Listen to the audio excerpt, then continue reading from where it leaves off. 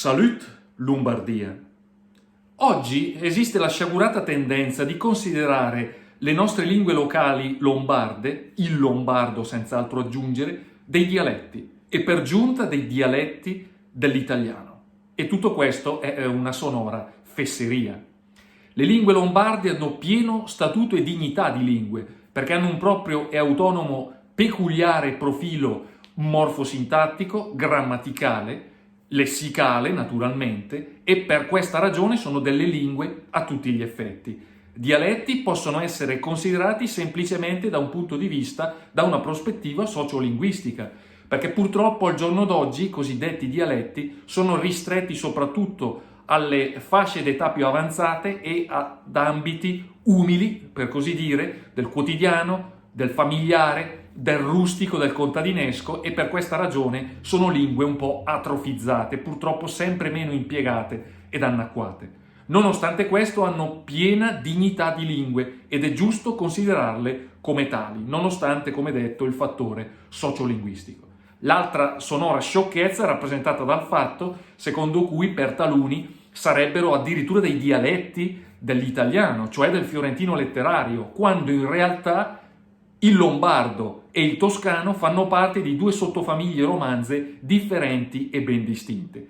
Il lombardo, in quanto gallo-romanzo cisalpino, appartiene alla Romania occidentale, cioè al dominio romanzo occidentale, mentre il toscano fa parte ed è il capofila dell'italo-romanzo e quindi tradizionalmente di una sottofamiglia linguistica romanza orientale o meridionale a seconda degli autori.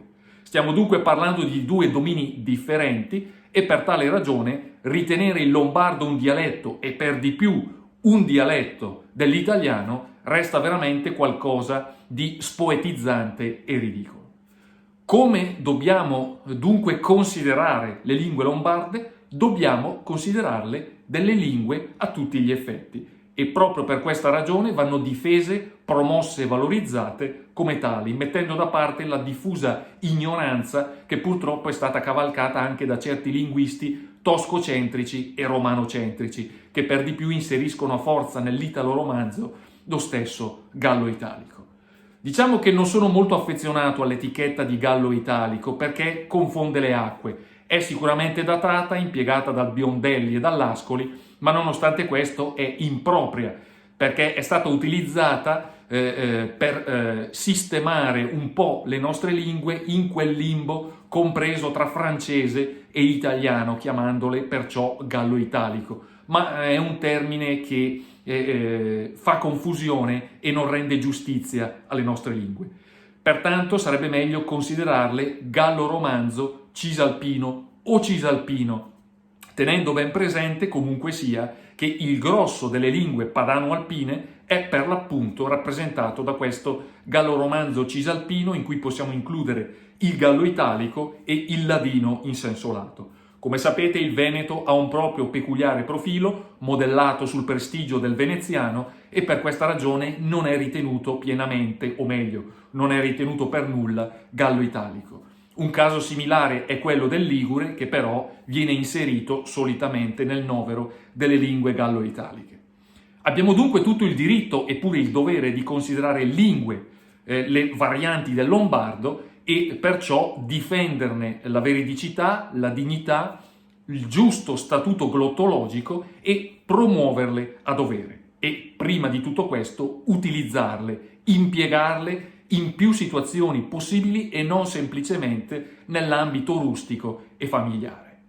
Come dicevo nel precedente video della serie linguistica, per così dire, l'impiego delle nostre lingue è fondamentale e come tale va promosso a tutti gli effetti, senza tralasciare il fatto che la lingua è probabilmente la manifestazione identitaria e culturale più concreta che abbiamo, parlando per l'appunto di spirito e di cultura. E naturalmente la stessa indipendenza delle Lombardie viaggia sulla lingua come strumento espressivo di comunicazione e di manifestazione concreta da un punto di vista culturale e anche sociolinguistico. Nonostante questo, come dicevamo in apertura, purtroppo oggi le nostre lingue sono considerate dei dialetti, ma in una maniera del tutto impropria e diciamo pure sgradevole nel momento in cui si vuol far passare il messaggio che si tratterebbe di dialetti addirittura dell'italiano, pur essendo lombardo e italiano due cose ben diverse e distinte. È diffusa infatti purtroppo questa credenza secondo cui i cosiddetti dialetti sarebbero delle rimasticature plebee della lingua delle tre corone fiorentine, quando invece la realtà è tutta e completamente diversa e poco ha a che vedere con queste fole.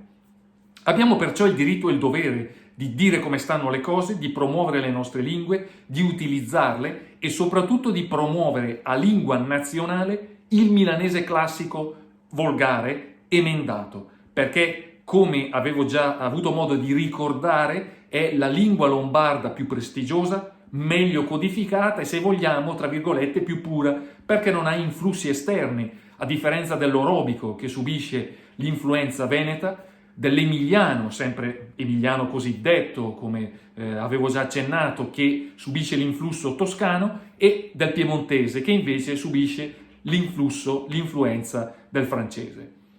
Ci sarebbero anche il romagnolo e ligure, che però essendo delle varietà periferiche, che quasi hanno un proprio statuto autonomo, come il caso del ligure, per questa ragione non possono essere considerate delle lingue prescelte per rappresentare la totalità nazionale della Grande Lombardia.